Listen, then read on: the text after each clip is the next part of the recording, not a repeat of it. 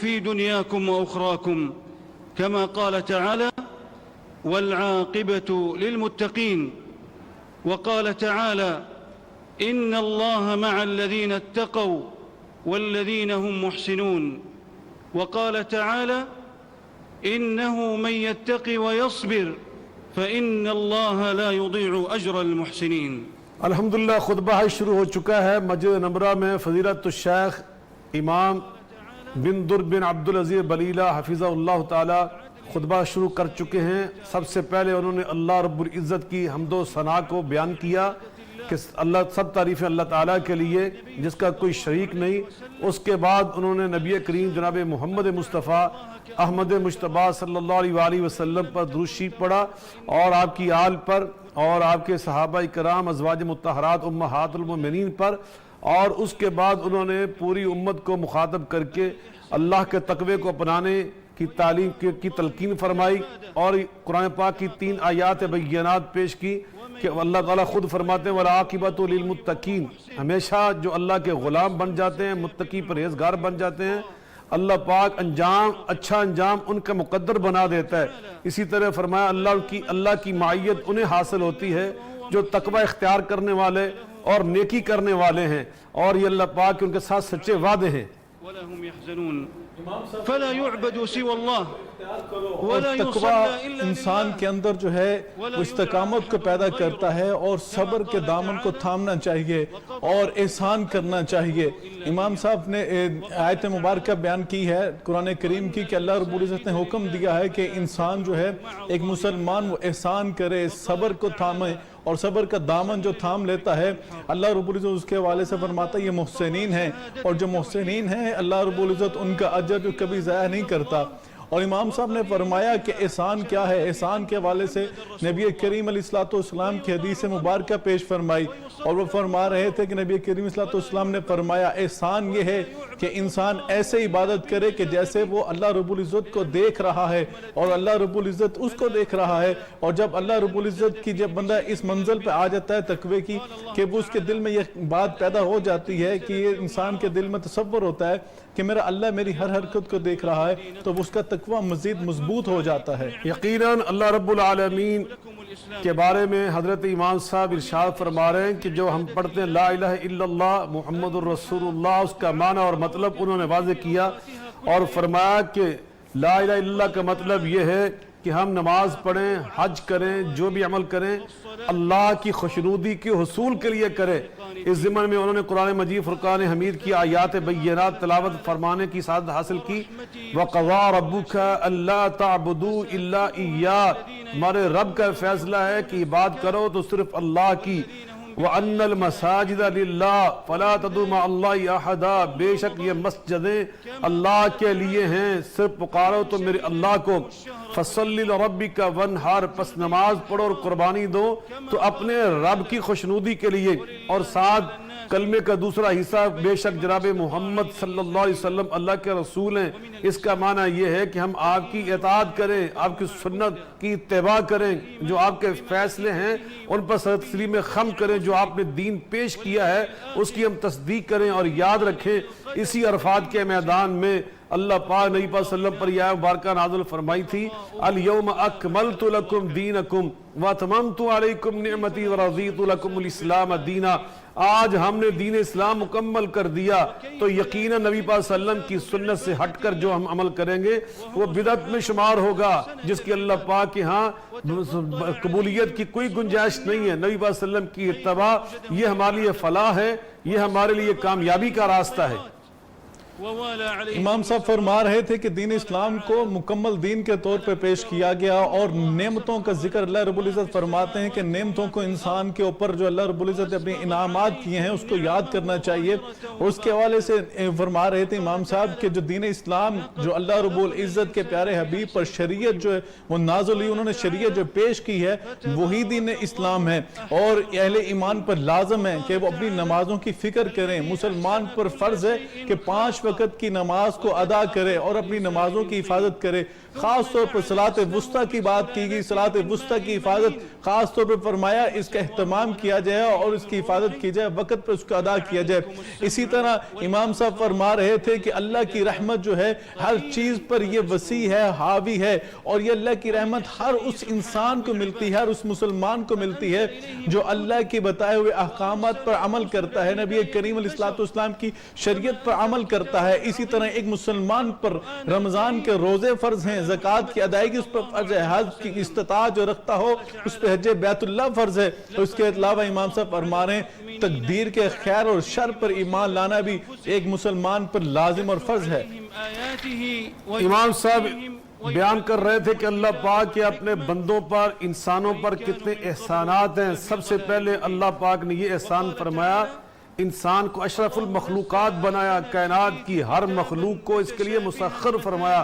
اس زمن میں انہوں نے قرآن پاک کی آیات بینات تلاوت فرمائی کہ اللہ پاک قسم اٹھا کر فرماتے ہیں والتین والزیتون, اور آخر میں فرمایا وَلَقَدْ خَلَقْنَا الْإِنسَانَ فِي أَحْسَنِ تَقْوِيمٍ, ہم نے انسان کو سب سے زیادہ احسن, سب سے زیادہ خوبصورت اور سب سے زیادہ ہم نے اجمل بنایا. اسی طرح اللہ پاک فرماتے ہیں کہ اللہ پاک أَلَمْ تَرَوْا كَيْفَ سَخَّرَ لَكُمْ, تم دیکھتے نہیں کہ اللہ پاک نے کائنات کی ہر شے تمہارے لیے کیسے مسخر فرما دی. وَأَسْبَغَ عَلَيْكُمْ نِعَمُ ظَاهِرَةً وَبَاطِنًا, ظاہری اور باطنی نعمتوں سے اللہ پاک تمہیں سرفرازہ. اسی طرح اللہ پاک فرماتے ہیں ثُمَّ سَوَّاهُ وَجَعَلَ لَكُمُ السَّمْعَ وَالْأَبْصَارَ وَالْأَفْئِدَةَ قَلِيلًا مَا تَشْكُرُونَ. تو گویا اللہ پاک نے متعدد مقامات قرآنیہ میں انسان کے اشرف المخلوقات ہونے کو واضح کیا اور بیان فرمایا. پھر وہ بیان کر رہے تھے کہ اللہ پاک کا دوسرا بڑا احسان, سب سے بڑا انسان کے اشرف المخلوقات ہونے کے بعد جو سب سے بڑا احسان ہے وہ یہ کہ اللہ نے اپنے انسانوں کی ہدایت کے لیے, ان کی رہنمائی کے لیے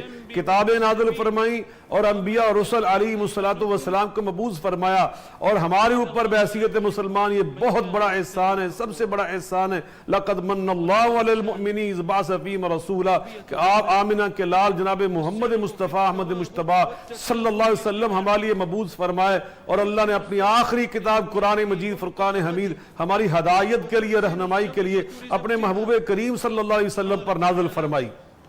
امام صاحب فرمان ہیں کہ نبی کریم علیہ السلام کو مسلمانوں کی جانب جو ہے مبعوث فرمایا گیا, اور ان کے تعارف کرواتے ہوئے بیان فرمایا وَالَّذِي بَعَثَ فِي الْأُمِّيِّينَ رَسُولًا مِّنْهُمْ يَتْلُو عَلَيْهِمْ آيَاتِهِ وَيُزَكِّيهِمْ, کہ اللہ رب العزت نے نبی کریم علیہ السلام کو انہیں مبعوث فرمایا, وہ قرآن کی آیات ان کو پڑھ کر سناتے ہیں اور ان کا تزکیہ نفس فرماتے ہیں. اور یہ اللہ رب العزت کا احسان ہے امت مسلمہ پر کہ نبی کریم علیہ السلام کو ان کی طرف مبعوث فرمایا. اور اسی طرح امام صاحب فرماتے ہیں قرآن کریم کی صورت میں اللہ رب العزت نے مسلمانوں پر خاص انعام اور اپنا احسان فرمایا ہے کہ مکمل ضابطہ اخلاق اس کا بنایا, اور مسلمانوں کے لیے بلکہ پوری انسانیت کے لیے اس کو ہدایت کا سرچشمہ بنایا, اس میں زندگی گزارنے کا مکمل اسلوب موجود ہے. اور اسی طرح امام صاحب فرماتے ہیں کہ مختلف انداز سے اللہ رب العزت نے اپنے انسانوں کے اوپر احسانات فرمائے, ان کے اوپر والدین کے ساتھ اس نے سلوک کرنا مسلمانوں پر لازم قرار دے دیا گیا, اور ان کے ساتھ اس نے سلوک کرنا اللہ رب العزت نے اپنے حق کے بعد دوسرا حق کے طور پر بیان فرمایا ہے.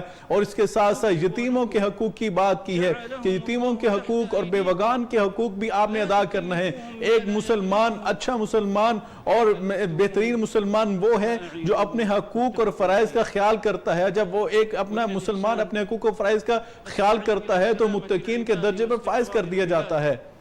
امام صاحب ارشاد فرما رہے تھے کہ اللہ تعالیٰ نے ہمیں اپنے بندوں کی حقوق کی ادائیگی کی تعلیم دی, اور ہر حق کے بارے میں بنیادی طور پر ہمیں اس بات کا پابند بنایا کہ ہم ہر ایک کے ساتھ جو بھی معاملہ کریں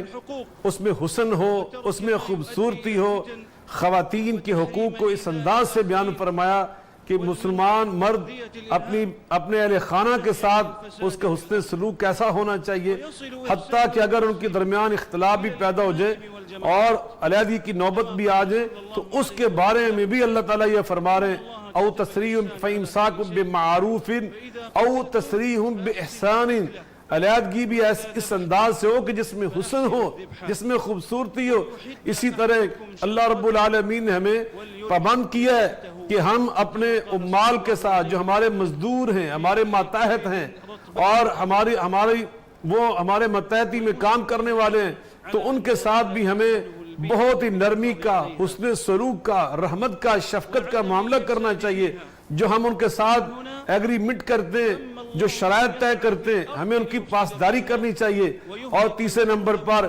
ان کی طاقت اور استطاعت سے زیادہ ان پر بوجھ نہیں ڈالنا چاہیے. نبی پاک صلی اللہ علیہ وسلم کی حدیث پاک بھی ضمن بھی بیان کی اور قرآن پاک کی آیات بینات تلاوت فرمائی. ان العہد کان عنہ مسئولا، بے شک ایگریمنٹ اور عہد اللہ کی ہے، اس کے بارے میں ہم سے ضرور پوچھا جائے گا. اسی طرح انسانوں کی سلامتی کے لیے اور انسانوں کی حفاظت کے لیے، ان کی صحت کی حفاظت کے لیے کوشش کرنا، جد و جہد کرنا، اور اس ضمن میں جو ریاست قدم اٹھاتی ہے اس میں ساتھ دینا، یہ بھی ہمارے اوپر اللہ رسول کی جانب سے جو بنیادی تعلیمات ارشاد فرمائے گی ان میں شامل ہے.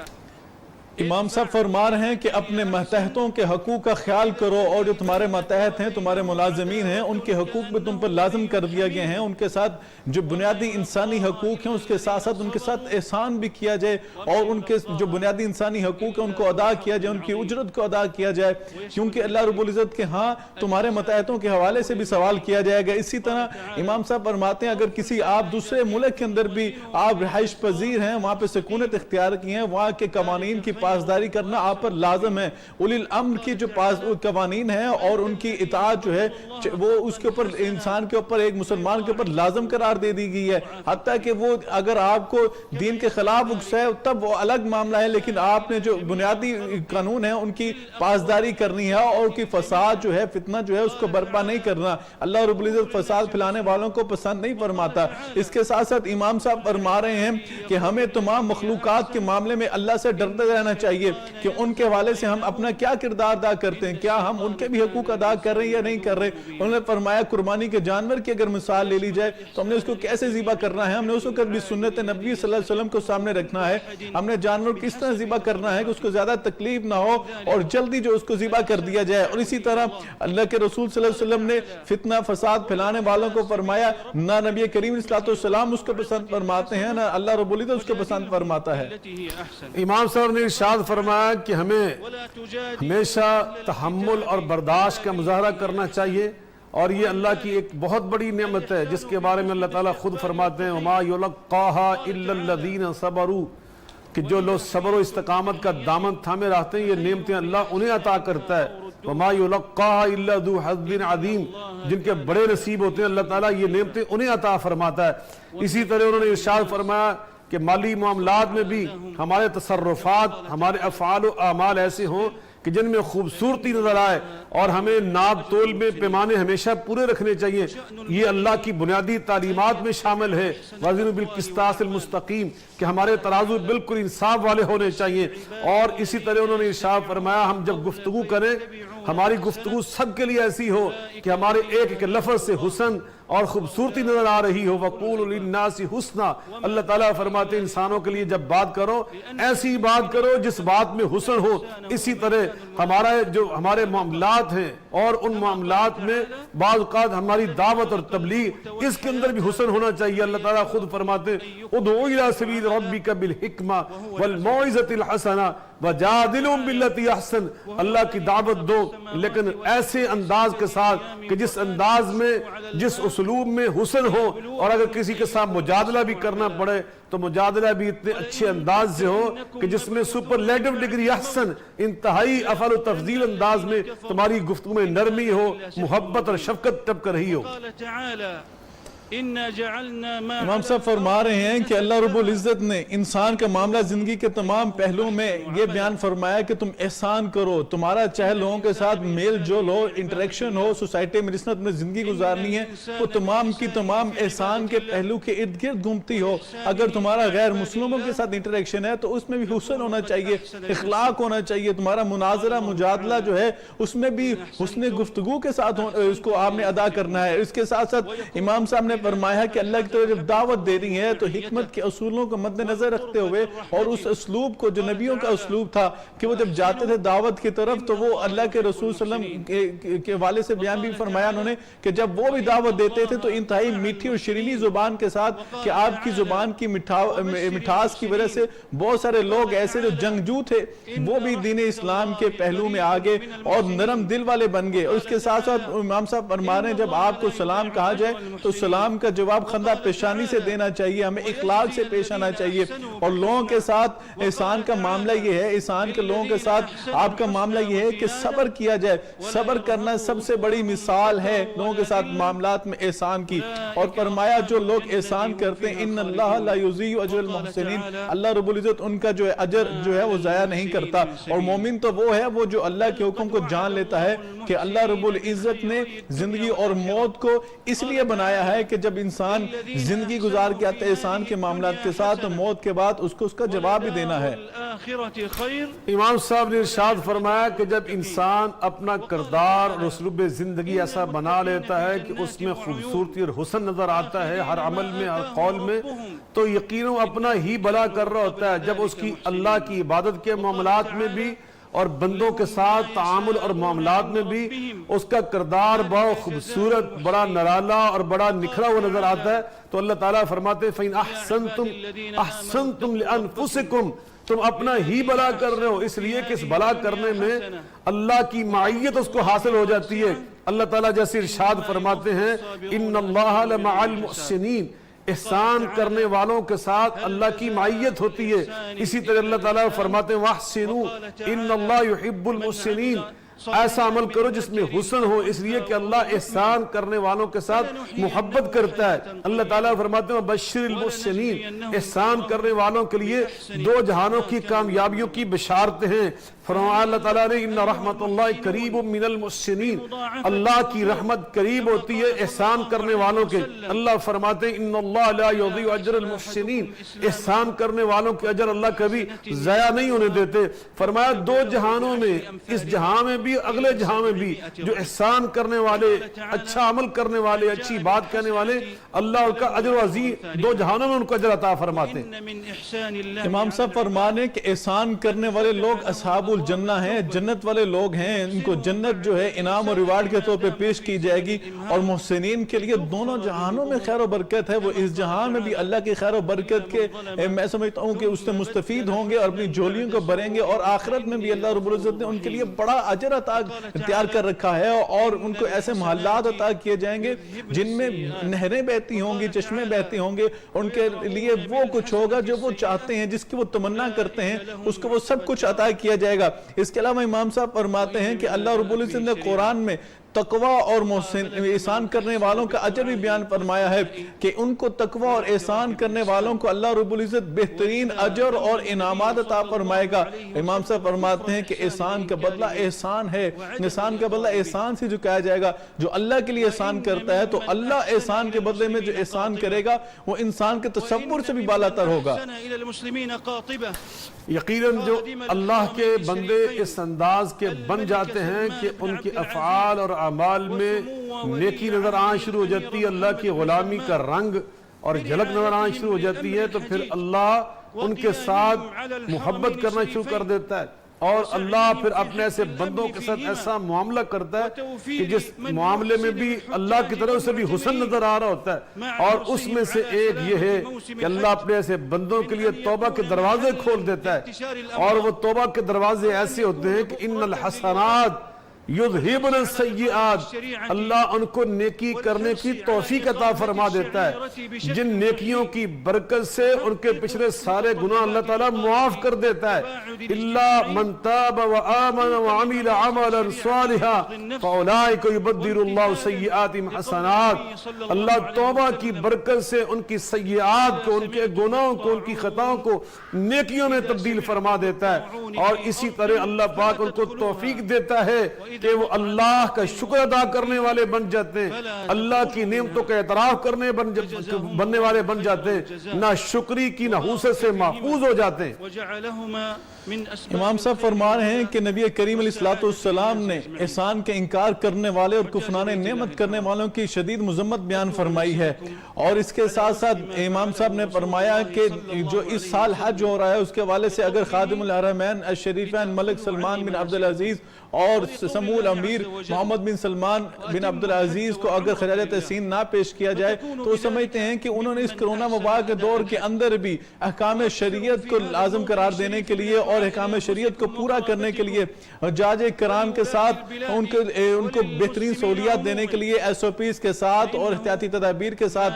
ساری سہولیات جو ہیں صحت کی وہ عطا کر کے ان کو دے کر ان کی خدمت کر کے انہوں نے بڑا اجر کمایا ہے، انہوں نے احسان کیا ہے حجاج کرام کے اوپر، اور اس کا احسان کا جو بدلہ ہے وہ انشاءاللہ نیکی کی صورت میں ضرور ملے گا۔ وہ کہہ رہے ہیں کہ اس سال بھی 60,000 کے قریب جو لوگ آئے ہیں ان کے لیے بہترین انتظامات کیے گئے ہیں، اور صحت کے جو پہلو ہیں، حفاظتی تدابیر کے جو پہلو ہیں، ایس او پیز ہیں، ان کو ملحوظ خاطر رکھتے ہوئے بہترین انتظامات کیے ہیں تاکہ حجاج کرام کو کسی قسم کی صعوبت، پریشانی اور وہ کسی قسم کے آزمائش کا سامنا نہ کرنا پڑے۔ یقیناً امام صاحب نے اپنے خطبہ کے اختتامی کلمات میں جو ارشاد فرما رہے ہیں اس میں فرمایا کہ اس وقت قبولیت دعا کا ٹائم ہے، یہ عرفات کا میدان ہے جہاں اللہ پاک اپنے بندوں کی دعائیں قبول فرماتا ہے۔ اپنے لیے دعائیں مانگو، اپنے عزیز و اقارب کے لیے، اپنی اولاد کے لیے، اپنے اہل خانہ کے لیے، اپنے دوست و احباب کے لیے، اپنی ریاستوں کے لیے، اپنے معاشروں کے لیے، اور یاد رکھو اس دن اللہ تعالیٰ اپنے بندوں کو اتنا معاف کرتا ہے ثم یباہی بہم الملائکہ کہ اللہ اپنے حجاج کرام اور توبہ کرنے والے بندوں کے بارے میں اپنے فرشتوں کے سامنے اظہار فخر فرما رہا ہوتا ہے، مباحات کر رہا ہوتا ہے، اور فرمایا کہ یاد رکھو اس موقع پر ہمیں سب سے پہلے نبی کریم صلی اللہ علیہ وسلم کی سنت مبارکہ کے مطابق حج بیت اللہ کرنا ہوگا۔ نبی کریم علیہ السلام نے فرمایا خذوا عنی مناسککم کہ حج بیت اللہ کے مناسک وہ مجھ سے سیکھو جس انداز سے میں کر رہا ہوں۔ یہ ہمارے حج بیت اللہ کی قبولیت کی سب سے بڑی اللہ کے اخلاص کے بعد ایک شرط ہے۔ اسی طرح انہوں نے ارشاد اللہ تعالیٰ سے دعا مانگنے شروع کی کہ اللہ پاک اپنے مومن بندوں کے ساتھ بہترین معاملہ فرمائے اور ان کے افعال و اقوال میں اللہ گفتار و کردار میں حسن پیدا کر دے، اور آپس میں جو ان کے معاملات ہیں ان کے اندر بھی انہیں حسن پیدا کرنے کی توفیق عطا فرمائے۔ امام صاحب امت مسلمہ کے لیے خصوصاً دعاؤں کا جو ہے اللہ کے آگے التجا کر رہے ہیں کہ اللہ مسلمانوں پر اپنا خاص رحم نازل فرما، ان کے اندر باہمی الفت، محبت، یگانگت اور ہمانگی پیدا فرما، اور اس کے ساتھ ساتھ نبی کریم صلی اللہ علیہ وسلم نے جو عرفات کے میدان میں خطبہ دیا تھا اس کے حوالے سے بیان فرما رہے ہیں کہ آپ نے میدان عرفات کے اندر خطبہ حج ارشاد فرمایا۔ اس خطبہ کے بعد جناب حضرت بلال حبشی رضی اللہ تعالیٰ عنہ کو حکم دیا کہ وہ اذان دیں، اور اذان کے بعد ظہر و عصر کی نماز کو اکٹھا کر کے پڑھا گیا، اور اس کے بعد پھر میدان عرفات میں مغرب تک جو ہے وہ وہاں پر رکے، اور اس کے بعد مزدلفہ کی جانب بڑھے، اور مزدلفہ پہنچ کر انہوں نے مغرب عشاء کی نمازیں ادا کی، اور اس کے بعد ساری رات اللہ کے ذکر میں گزاری، اور فجر تک اللہ کا ذکر اور اللہ کی یاد میں وہاں پر اللہ کو یاد کرتے رہے، ذکر کرتے رہے، قرآن کریم کی تلاوت ہوتی رہی، اور اس کے بعد پھر وہاں سے وہ روانہ ہوئے۔ باقی مناسک کے حج کو بعد میں ادا کیا گیا، قربانی بھی کی گئی، اور اس کے ساتھ ساتھ پھر وہاں پر قربانی کے بعد حلق بھی کروایا گیا۔ اللہ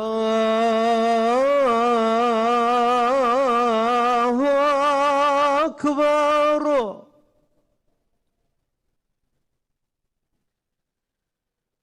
اشہد ان لا الہ الا اللہ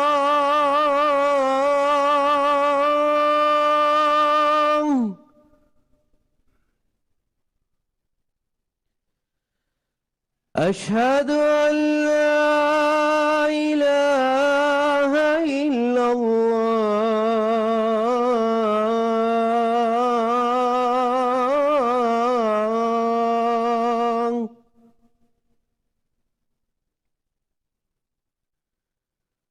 اشہد ان محمد رسول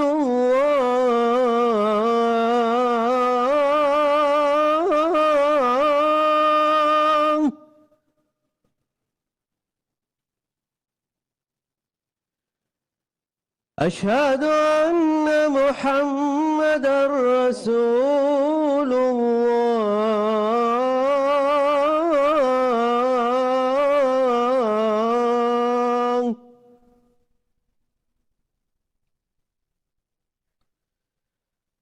حی علی الصلاة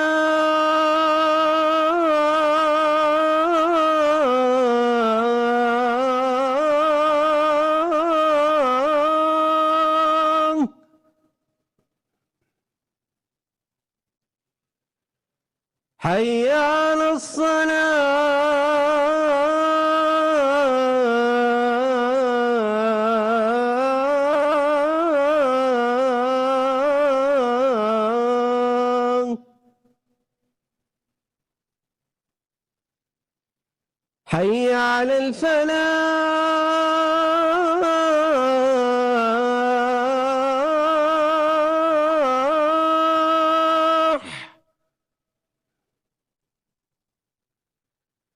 حي على الفلاح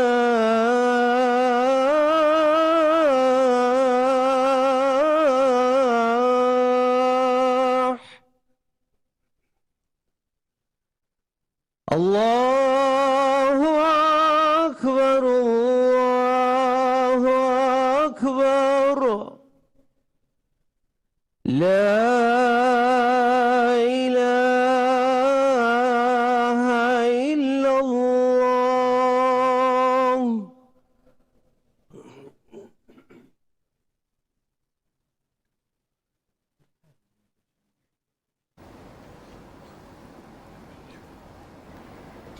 مسجد نمرہ میں خطبہ حج جاری تھا. اسی پر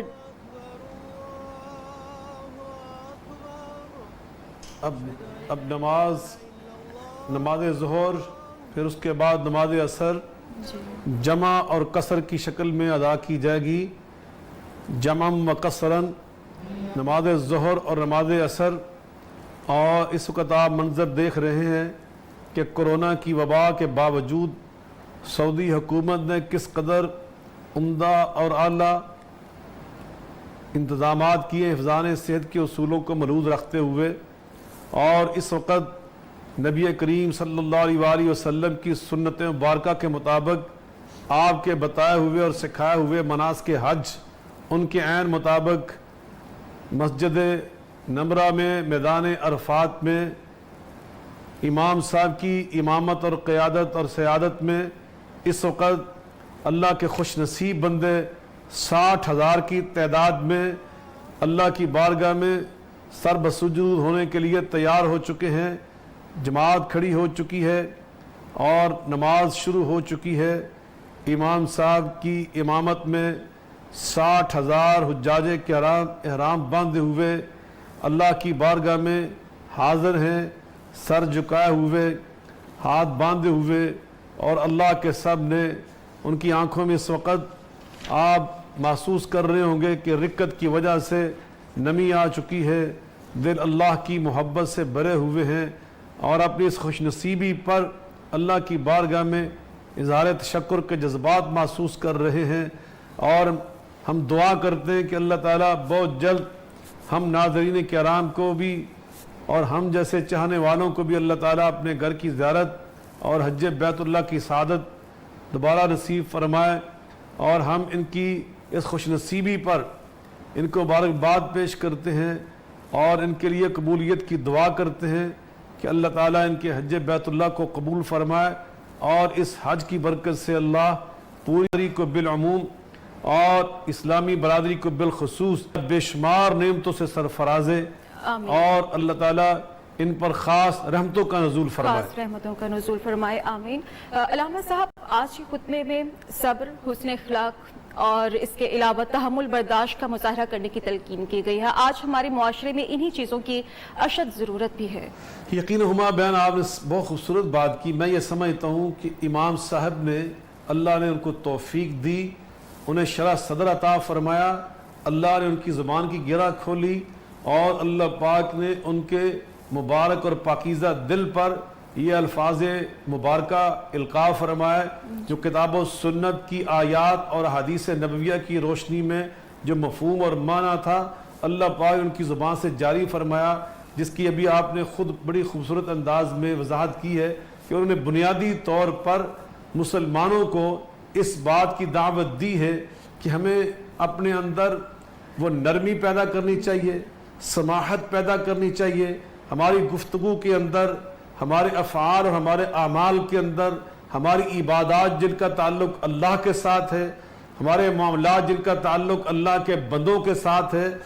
ایسا ہمارا انداز ہو کہ جس انداز میں خوبصورتی نظر آئے وہاں پر نرمی نظر آئے, شفقت نظر آئے, حسن سلوک نظر آئے. انہوں نے بار بار وہ آیات بینات پیش فرمائی ہیں کہ جن میں خاص طور پر لفظ حسن یعنی ہمارا کردار, ہماری گفتار, جس میں حسن ہو، خوبصورتی ہو، نرمی ہو، اس بات کی بڑی انہوں نے تلقین فرمائی، تاکید فرمائی. اور یقین جانیے آج واقعتاً ہما بہن جو آپ نے بات کی، اسی بات کی کمی ہمارے اندر بحیثیت مسلمان. ہمیں اس کو اپنانا چاہیے، ہمیں اس کی طرف متوجہ ہونا چاہیے، اور ہمیں اس بات پر یقین کر لینا چاہیے کہ جس وقت ہم مسلمان اپنی زبانوں میں مٹھاس اور نرمی پیدا کر لیں گے، ہمارے اخلاق بلند ہو جائیں گے، دوسروں کے ساتھ ہمارا برتاؤ دیانت والا، نرمی والا، للہیت والا، ہمدردی والا، خیر خواہی والا بن جائے گا، تو یقیناً لوگ ہماری بات کا احترام بھی کریں گے، ہماری بات پر اعتماد بھی کریں گے. ٹھیک ہے اسامہ صاحب، ایک یہ بھی حکم دیا گیا ہے کہ ایسے عبادت کرو جیسے اللہ تمہیں دیکھ رہا ہے. اور اگر ہم مجموعی طور پر بات کریں تو ہماری عبادتوں میں یقیناً ایک دکھاوا بھی ہے. ہم شو آف کرنے کی ہمیں آج کل شاید عادت پڑ چکی ہے کہ عبادت ہم اللہ کے لیے لوگوں کے لیے شاید کر رہے ہوتے ہیں. دیکھیں بڑا آپ کا اہم سوال ہے، اور جس طرح امام صاحب نے فرمایا کہ عبادت اس طرح کرنی چاہیے. عبادت کا حق یہ ہے کہ کم از کم، کیونکہ حضرت علی المرتضیٰ کرم اللہ وجہ کریم کا بھی یہ قول ہے کہ عبادت جب کرو، نماز کے لیے کھڑے ہو، تو اپنے دل میں یہ کیفیت پیدا کرو کہ اللہ تجھے دیکھ رہا ہے. کم از کم یہ انسان کے اندر جب کیفیت پیدا ہو جاتی ہے، یا یہ کیفیت انسان کی طرف ہو کہ وہ اللہ کو دیکھ رہا ہے، یہ تو بڑی منزل ہے. لیکن یہ فرمایا کہ اگر یہ منزل بھی انسان کے پیدا ہو جائے کہ وہ انسان اس طرح نماز پڑھے کہ اللہ اسے دیکھ رہا ہے. ہم تو یہاں پر جب نماز کے اندر طوالت کرتے ہیں، جب نماز کے اندر ہم اپنا بناوٹی خشوع خضوع پیدا کرنے کی کوشش کرتے ہیں، تو ہمارے دل میں تصور ہوتا ہے کہ فلاں میرا کزن ہے، فلاں میرا جاننے والا ہے، محلے دار ہے، وہ کہے گا کتنا لمبا قیام کر رہا ہے، کتنا اچھا رکوع کر رہا ہے، کتنا لمبا سجدہ کر رہا ہے. اگر انسان کے دل میں یہ جذبہ ہو تو وہ جذبہ جو ہے وہ اللہ کے ہاں ایسی نماز جو ہے وہ قابل قبول نہیں ہے. اللہ تعالیٰ تو قربانی کے والے سے بھی قرآن کریم میں بیان فرما رہے کہ لَن يَنَالَ اللَّهَ لُحُومُهَا وَلَا دِمَاؤُهَا وَلَكِنْ يَنَالُ التَّقْوَىٰ مِنْكُمْ. اللہ کے ہاں نہ ہماری قربانی کا گوشت پہنچتا ہے، نہ اس کا خون پہنچتا ہے. اللہ کے ہاں جو پہنچتا ہے وہ اللہ کے ہاں انسان کا تقوی ہی پہنچتا ہے. اسی طرح نماز کے اندر بھی اور تمام عبادات کے اندر انسان کی جتنی بھی نیکیاں ہیں، ان کا دار و مدار ہی جو ہے وہ نیت کے اوپر ہے، اعمال کے اوپر. اعمال کی جو نیت ہے اس کے اوپر ہے کہ انسان کس نیت کے ساتھ. اگر لوگوں کو دکھلاوے کے لیے کر رہا ہے تو دکھلاوا تو اللہ کے ہاں انتہائی ناپسندیدہ جو ہے عمل ہے. انسان کی ساری عمل جو ہے، انسان کا سارا نیکی کا اجر جو ہے وہ ضائع ہو جاتا ہے. اسی طرح آج کی خطبہ کا جو مین تھیم تھا، جس میں حضرت شاہ صاحب نے بیان بھی فرمایا ہے کہ جو مین تھیم تھا امام صاحب کا خطبے کا، وہ احسان تھا کہ ہم نے احسان کیسے اپنی زندگی میں کرنا ہے، لوگوں کے اوپر احسان کیسے کرنا ہے. ہمیں اپنے ارد گرد رہنے والے لوگوں کے اوپر، چاہے وہ ہمارے اپنے فیملی کے لوگ ہیں، چاہے معاشرے کے لوگ ہیں، چاہے پوری انسانیت ہے، حتیٰ کہ جانوروں کے حقوق کی بات کی کہ ان کے ساتھ بھی ہمیں احسان کرنا ہے. ہمیں احسان کے معاملے کو آگے بڑھانا ہے. پورے خطبے کا تھیم احسان تھا. اللہ رب العزت ہی دعا کریں کہ اللہ رب العزت نے ہمیں بھی یہ جو سعادت دی ہے، اللہ اس کا بھی ہمیں بھی سب کو اجر ثواب عطا فرمائے. اور جو خطبے کا اصل تھیم تھا، اللہ ہمیں سب کو